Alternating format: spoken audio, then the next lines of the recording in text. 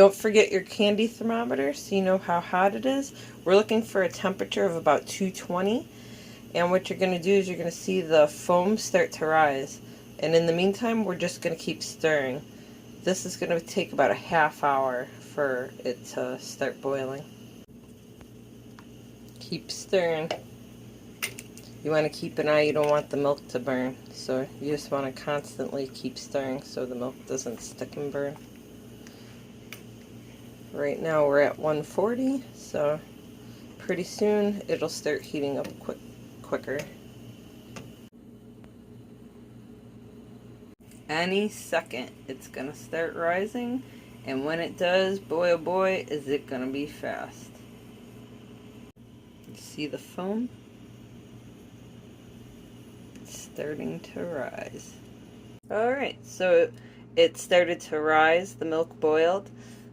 Then I cut the heat off and I moved it to the back burner, and I set the timer on 2 hours, and now we're going to wait for it to drop to 115. It takes roughly 2 hours, but you want to keep checking it because the temperature outside is going to play a role in how fast or slow the yogurt cools. So it's cooler out now, so it should probably cool in about an hour and a half.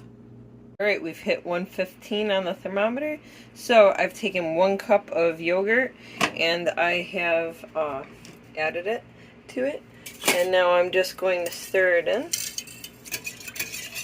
And that's ready to start putting in our containers. Sorry about the light angle. But pretty easy. Just make sure you stir it all the way through. And make sure that if you burned anything on the bottom, you're not scraping it off into the yogurt. But hopefully you kept stirring it and you did not burn anything to the bottom. Alright, so I've poured the yogurt into the containers.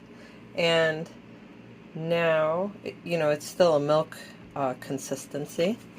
Put the lids on. Now we're going to go put it inside of a Coleman cooler with 3 towels for 10 hours.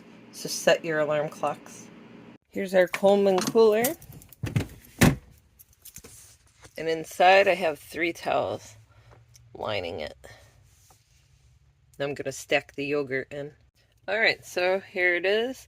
And they're really close so that they stay warm as long as possible. So we'll see them in 10 hours. Okay, we've covered them with the towels.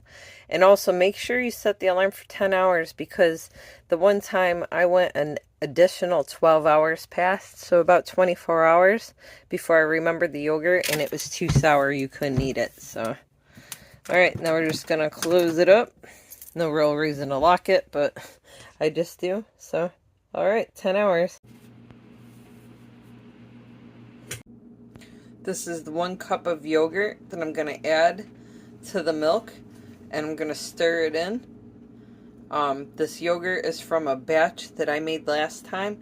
If you don't have a batch, you can buy a cup from the, well, you know, a container of yogurt from the store and use a cup. Or you can go online on eBay and you can buy yogurt culture and you can stir that in. Alright, so after 10 hours, I took the yogurt out of the cooler and put it into the refrigerator. It's been another 8 hours since the yogurt's been in the fridge. I'm going to check it. And there you are. Perfect consistency. So, this is how you make yogurt.